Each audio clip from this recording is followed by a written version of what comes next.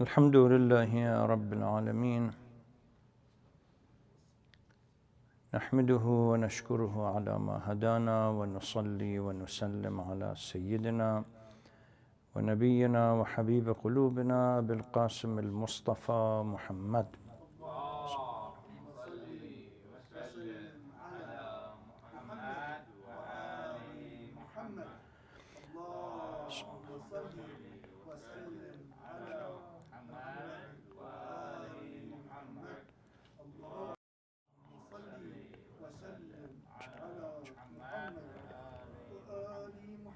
وعلى أهل بيته الطيبين الطاهرين المعصومين.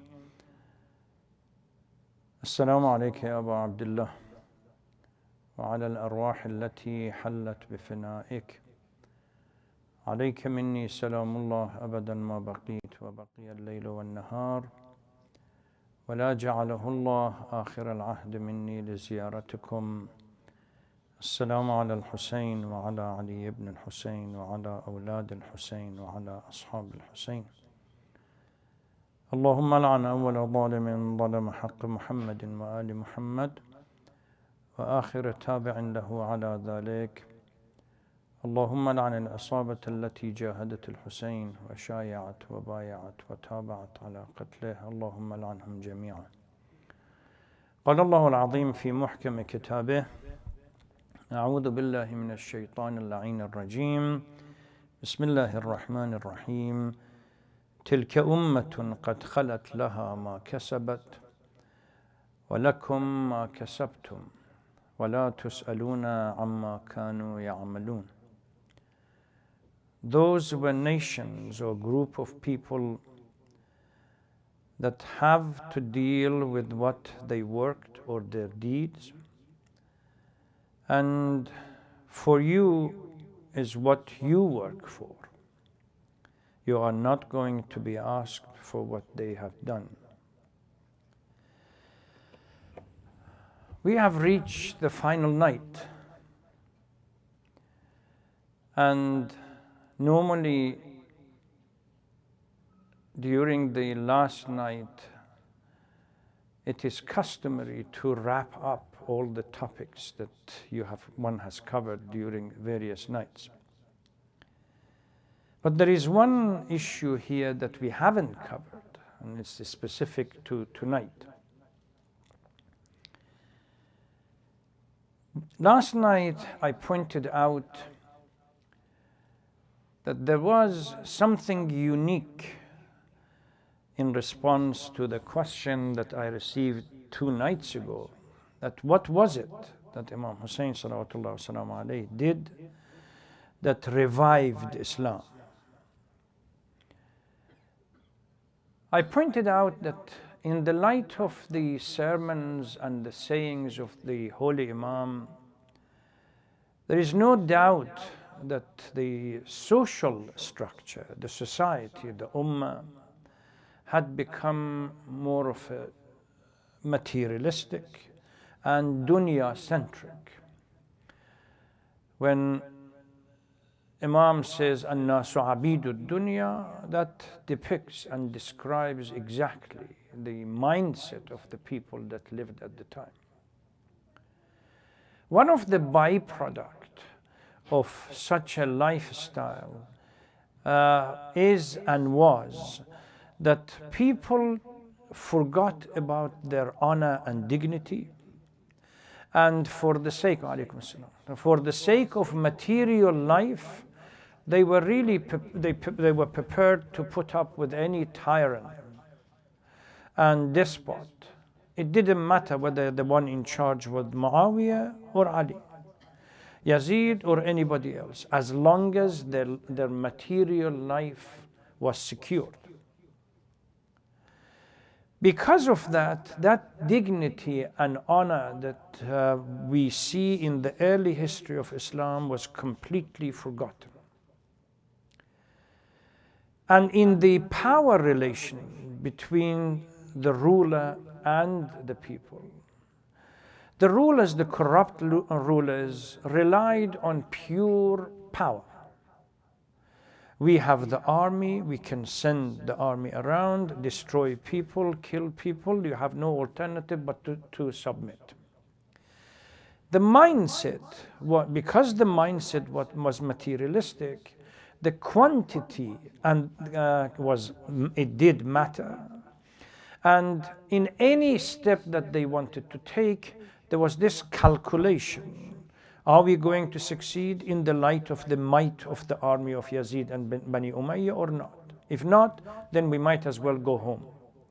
And we saw example of it in Kufa, when it was enough for Ibn Ziyad to go on the roof of the Darul Imara and the place of residence of the representative and simply scream that the army of Yazid are on the way to here. 4,000 people disappeared and went home. Because the honor and dignity was forgotten, Imam, in his calculation and the way he dealt with the uprising, really changed the whole equation, where the concept of Ihda al-Husnayayn that I discussed last night was brought in, and people began to realize, as it happened in the early history of Islam, that even when you are doing something for the sake of God, numbers don't matter. Because in the new equation, God is with us. And if we lose militarily, we have succeeded because of the eternal life. And if we win militarily, that will be the end of the tyrant and the despot. So either way, the win is for the believer. And then we have a number of verses in the Holy Quran that talks about the early battles, that God had sent angels to support the military of Islam in their victory against the opponent. So this change in calculation became a critical issue, where now we have the uprising after uprising, whether Tawabin in Kufa, whether it was in Medina, whether it was somewhere else. People did not wait for the numbers to be close to the, say, Yazid army or Bani Umayyah army so that they can get up.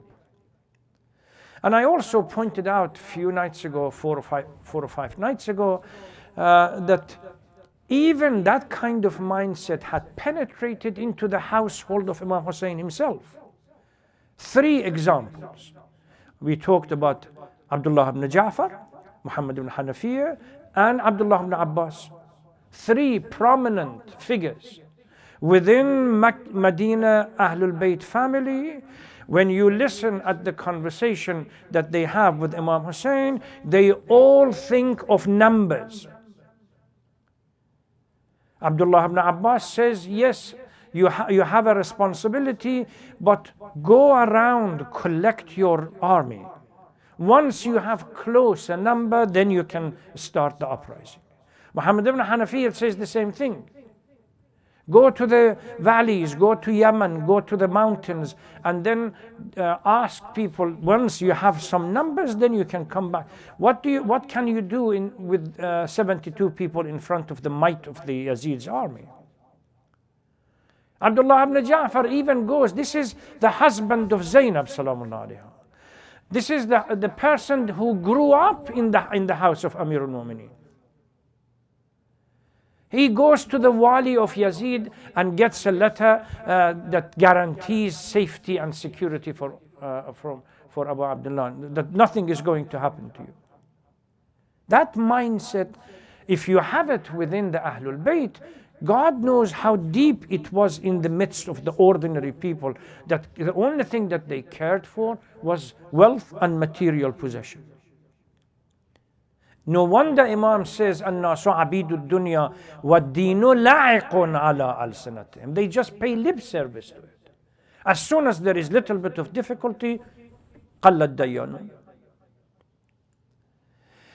This I talked about last night.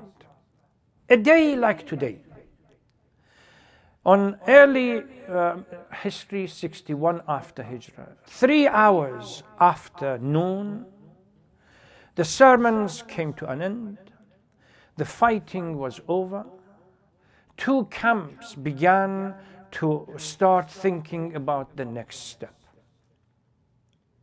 The camp of Ibn Ziyad and Umar ibn Sa'd and others, they buried their dead ones and began getting ready to go for the material reward for the things that they have done.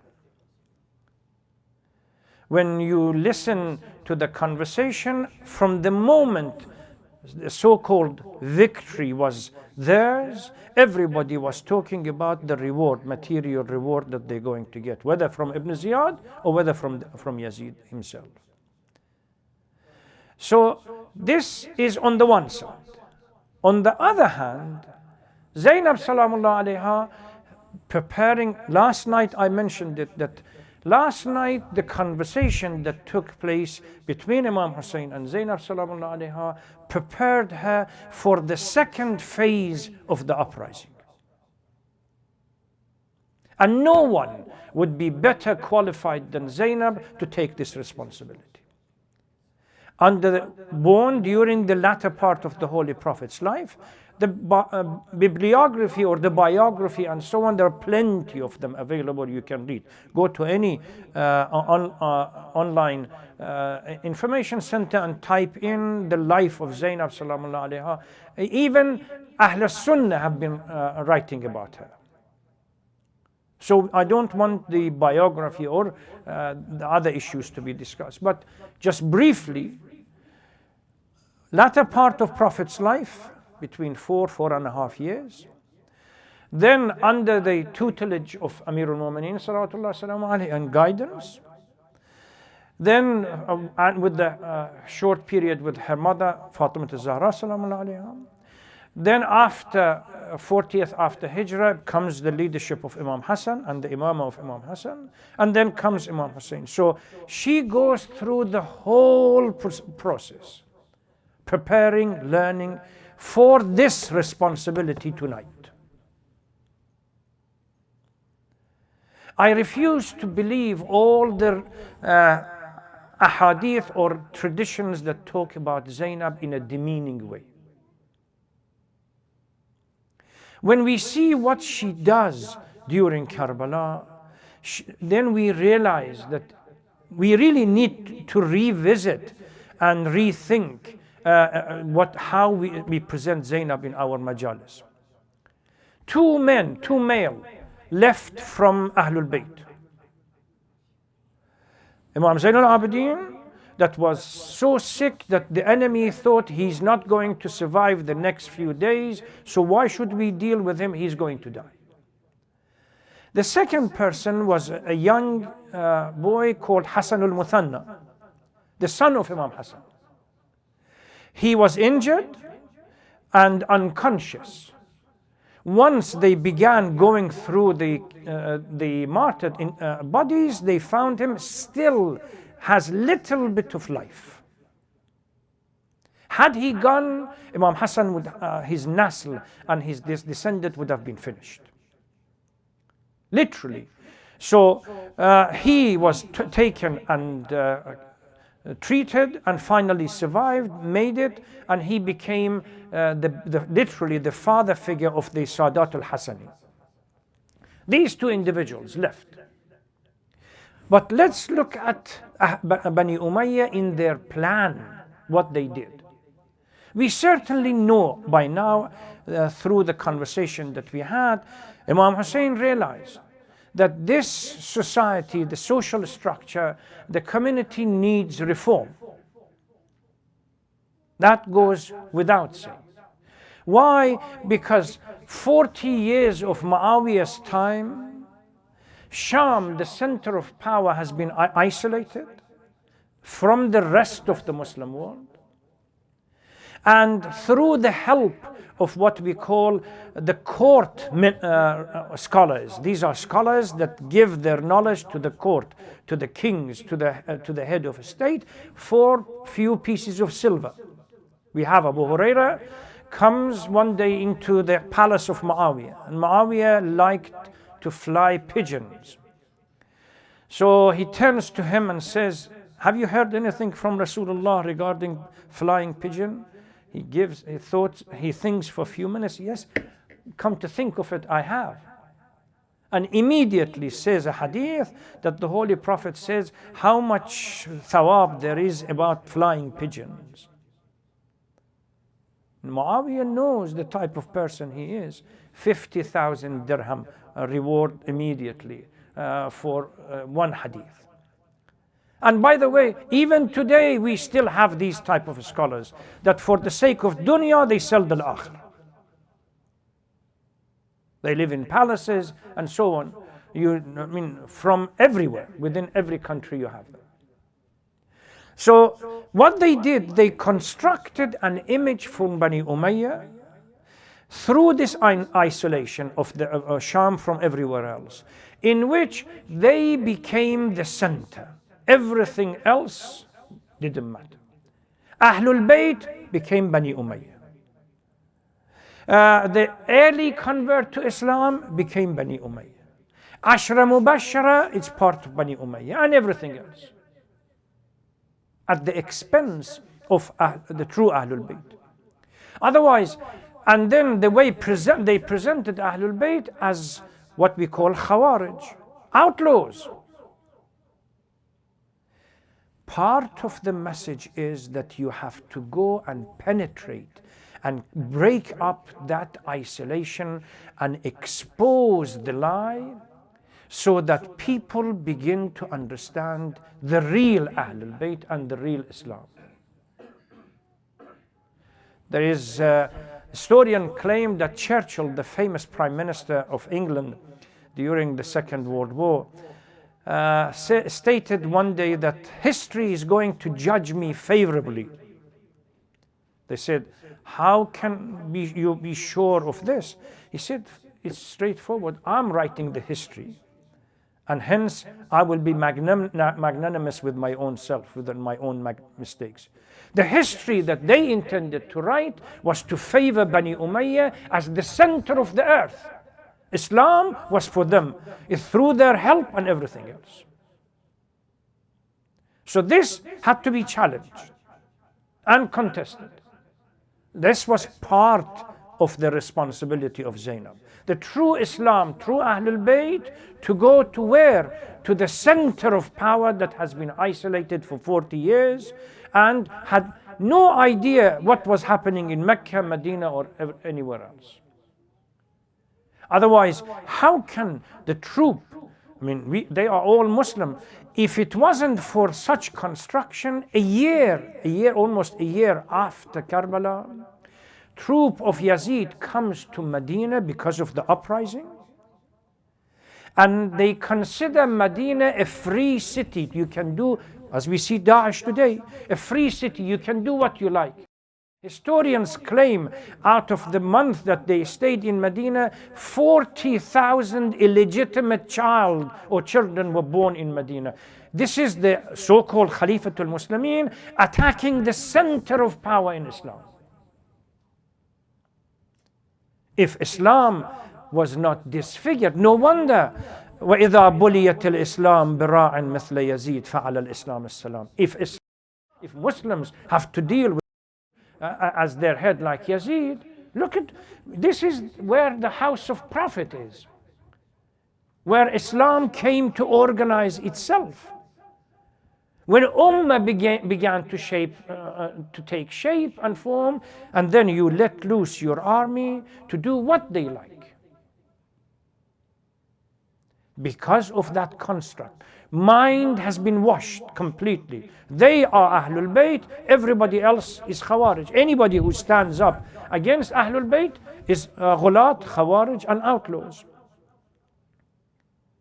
And part of the policy was, why didn't they allow Hussein to go to Kufa? Because if you had the army, it didn't matter whether it was in Kufa, whether it was somewhere else. In the middle of a desert, they circled him because the idea was, finish him off. His body will be covered by and our Historians will start the whole process creating an image, a negative image, as if we still have it today. قتل الحسين بسيف جده. Hussein was killed by the sword of his grandfather. What happens? His bodies, the rest of the bodies will be covered by sand, and the name will be soon forgotten. Why? Because nobody has seen him what happened. And our historians will start writing the whole thing that these were nothing more than a group of outlaws that wanted to create instability and chaos, and we just dealt with them, finished. And unfortunately, what we call the ecological condition was not favorable to Yazid. They couldn't start the whole process, the caravan, from Kufa straight to Sham without stopping at different stations. And every time they stopped at different station, Zainab was there to declare exactly what happened and who were Ahlul Bayt and what were the usurpers of power, what they have done to Ahlul Bayt. People came out expecting to see Khawarij, the Ghulat, the outlaws. Suddenly, just read the history of what happened in Kufa. When Zainab Salamullah alayha, suddenly they have gone out celebrating that the Ghulat are gone, the Khawarij are gone, the outlaws finished. They hear the sound of Ali in the voice of Zainab Salamullah alayha. Then the whole thing is changed. You see the effect of Zainab and the movement once they get into Sham. Within a week, even Yazid's wife says, no, I'm not going to accept. They have to come and live with me in my palace. And the women of Bani Umayyah start azadari and majalis for what has happened. And then what does Yazid have to do? No, he ibn Ziyad puts the blame on somebody else. If I was there, I wouldn't have done it. I love Ahlul Bayt and dignity and so on. He just forgotten the khayzaran and the teeth of Imam Hussein. That was the plan, but it didn't work. They come out, they go to Kufa. Zainab Salamullah alayha starts delivering a sermon. In every station that they go, that people have to come. This is the caravan has to stop in small cities, villages. People are living there. They need to get water and so on. Every time they stopped, it was new for speaking up the truth. But the most important thing that happened the day after Ashura was to the honor and dignity of Hussein. If we look at Ashura, there is nothing in Ashura that states Imam deliberately in front of his opponents and his enemy cried for the losses that he had, whether for his son, whether for his brother, whether for other brothers or disciples. He would come, pick them up, take them close to the tent. Over there he might cry and weep for the loss, but never giving the opportunity to the opponent to see him broken spirit. There is even Bani Umayyah themselves, they say, فَوَاللَّهِ مَا رَأَيْتُ مَكْسُورًا قَطْ قَدْ قُتِلَ وُلْدَهُ وَأَهْلَ بَيْتِهِ أَرْبَطُ جَاشًا وَلَا أَقْوَى جِنَانًا مِنَ الْحُسَيْنِ. We have not seen, the praise, we have not seen ever someone that has lost everything in his life. Everything in his life, and yet so dignified, even to the last minute, so dignified and so honorable. So dignified and so honorable, even to the last minute. Lost everything. Every member of the family, male member of the family has been lost. Yet the dignity is there. The majesty is there. So this had to be protected. But what did they do? Well, we couldn't get Hussein to break. How about the women? Just before leaving Karbala, Ibn Sa'd instructs that these women have to be taken close to the bodies that are thrown all over the place, hoping that women immediately start weeping, crying, and so on. Remember, these are women that have brothers, sons, husbands, etc. within the deceased and the martyrs. They deliberately bring the whole family close to the bodies. Women follow Zainab sallallahu alayhi. Zainab never weeps, never cries. She understands fully well the balance of power in here. That they are trying to break the family psychologically and emotionally because they want to benefit from it. These are psychopaths.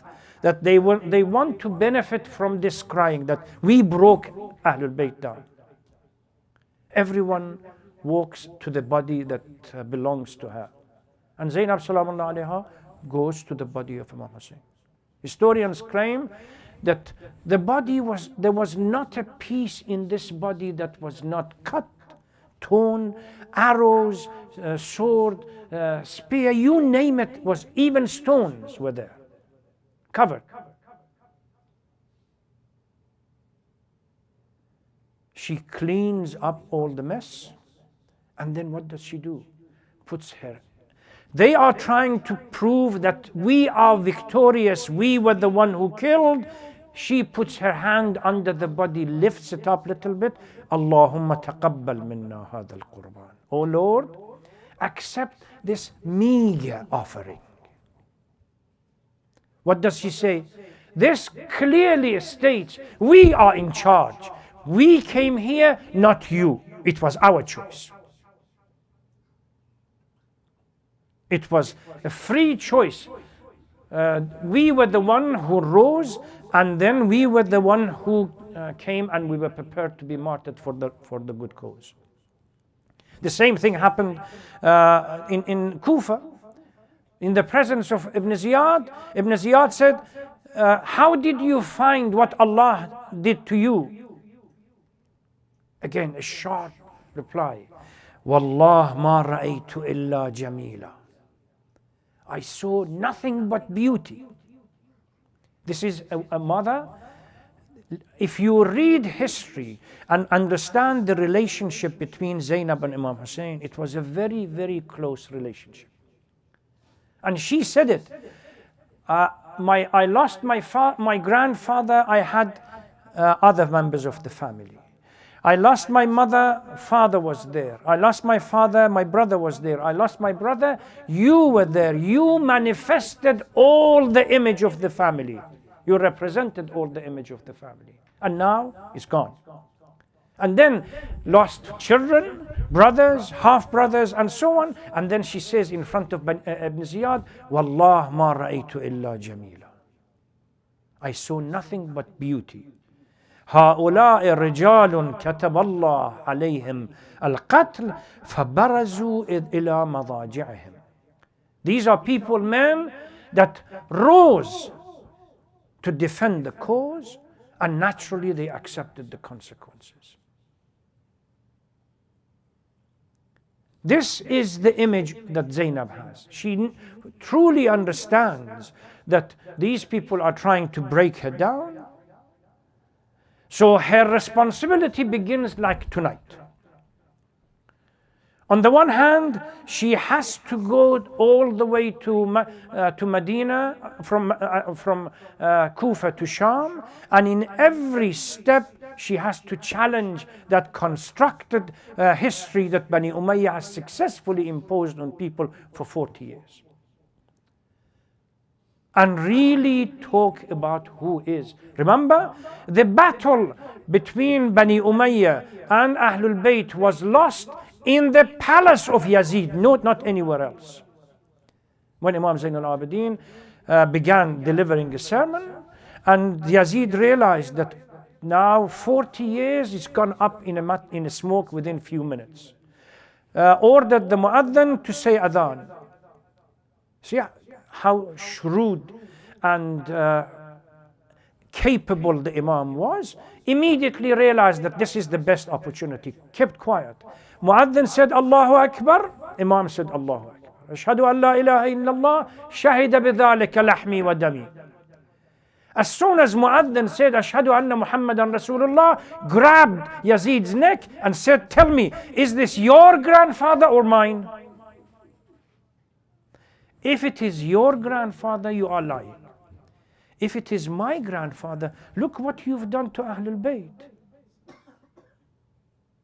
As they say in chess, Yazid was chessmate. There is nothing you can do about it. So they had to deal with this image. The image, 40 years image, Muawiyah told Yazid, it's out of his arrogance, told Yazid, leave these 3 people or 4 individuals. Don't challenge them. But out of his arrogance, he had to challenge Hussein ibn Ali and pay a price over there.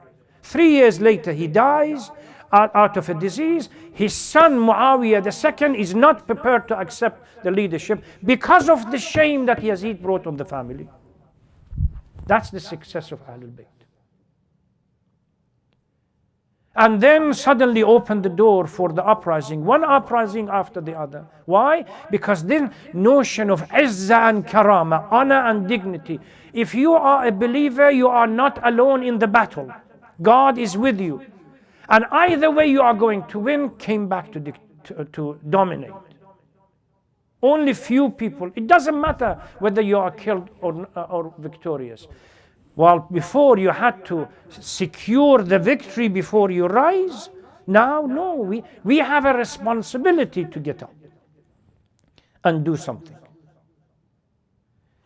And I have always attempted during the night to move away from abstract philosophical understanding of Ashura and bring it down to concept that we have to apply it in our lives. Because, brothers and sisters, the battle is not over, as I said last night. Yes, they did what they had to do. تِلْكَ أُمَّةٌ قَدْ خَلَتْ لَهَا مَا كَسَبَتْ.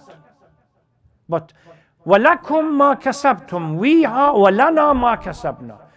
Now it's our turn to become agents in the whole process. I leave you with few questions. We certainly know that Imam rose up to